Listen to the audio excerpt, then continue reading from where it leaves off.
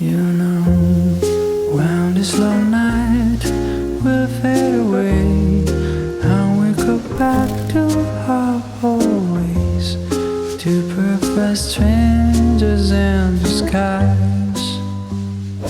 저는 마지막 장면 보면서 어떤 생각이 들었냐면 아버지 계속 사과라고 얘기하잖아요. 사과.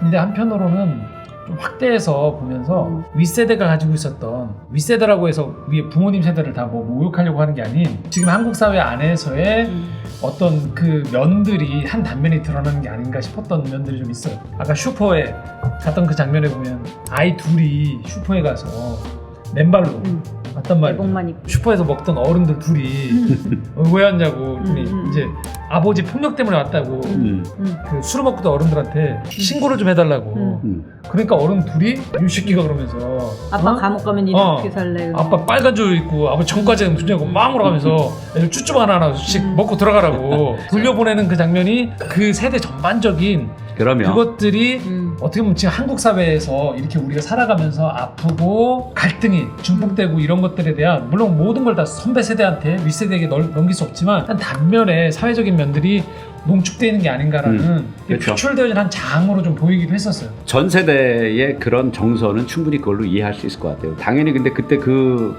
아저씨는 그렇게 했어요. 둘 중에 한 가지를 선택했어야죠. 아니 아이의 요구대로 경찰에 신고를 해주든지 아니면 가서 맞서 싸워주든지. 그렇죠. 이 아이들을 대신해서 그 아버지에게 어떻게 된 거냐고 물어보면서 싸워주든지 둘 중에 한 가지 방식을 선택했어야 됐겠죠. 근데 그게 안 될 수밖에 없었던 게 보면 이런 면들이 있는 것 같아요. 가족을 집단으로 보는 경향이 좀 있는 것 같아요. 그렇죠. 서로 간에 집단. 그래서 저 집에서 일어나는 일들은 우리가 서로 터치를 안 하는 거죠. 그런데 성경적인 의미에서 보면 사실 가족은 공동체거든요. 집단이란 건 차륵과 같은 거예요. 그냥 뭉쳐있는 거야. 하지만 공동체는 구성원들이 다 개개인이 다 그렇죠. 개인으로 인정받는 거예요. 그렇기 때문에 초대교회에서도 보면 사도 바울의 서신서에 보면 부모가 자녀에게, 자녀가 부모에게 역할들을 다 요구했던 건 뭐냐면 각자가 공동체로서의 역할들을 다 하라는 거였거든요. 그러니까 에베소 6장 4절에도 보면 아비들아 너희 자녀를 노엽게 하지 말라고까지 그렇죠. 얘기를 해요. 그렇죠. 그러니까 결국 뭐냐면 각각의 개개인의 구성원들이 존중받는 그 안에서에 가야 되는데, 이 집단은 뭐냐면 그 슈퍼히트 아저씨들도 그 생각하는 거거든요. 아버지 무너지면 너희 집 끝장인데 괜찮냐고.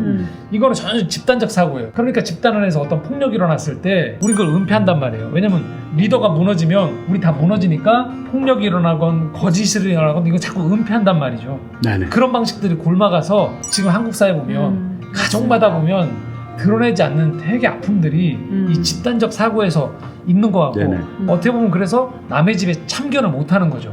교회도 따지고 보면 공동체라고 보면 교회가 각 개개인에게 참여할 수 있도록 끌어낼 수도 있어야 되고, 때로는 집이 불우해요.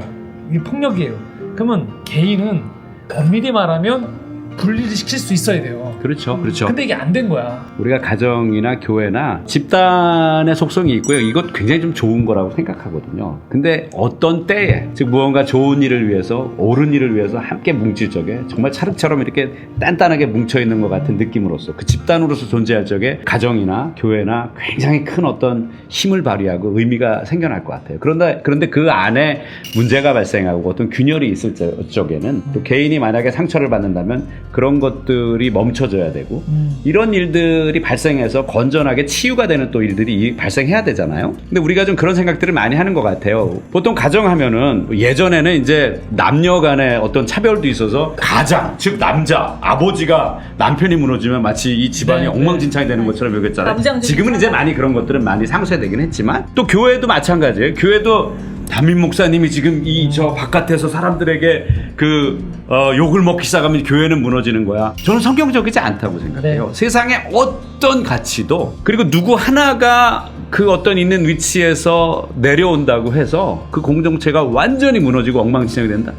그런 게 어디 있나요? 네. 하나님밖에 없는 거예요. 그런 존재는 세상에서. 그래서 거기 문제가 있고 그럴 적에는 그것을 우리가 잘 바라보고, 그리고 신앙적으로 진단할 수 있는 눈이 있어야 되고, 또 그것에 따라서 큰 죄가 있고 그렇다면은 그것이 비록 리더라 하더라도, 아버지라 하더라도 그 부분에 대한 문제 제기가 이루어지고 또 그 부분에 대한 어떤 마땅한 어떤 처분이 이루어져야 되고. 우리가 가끔씩은 성경에 나오는 하나님의 리더십, 뭐 모세나 아브라함이나 많은 리더십 것과 하나님이 이제 부여하신 어떤 위계 질서에 대해서 그것을 가부장적인 문화로 왜곡되게 해석해서 어떤 그런 오랜 또 역사와 전통이 흘러왔죠.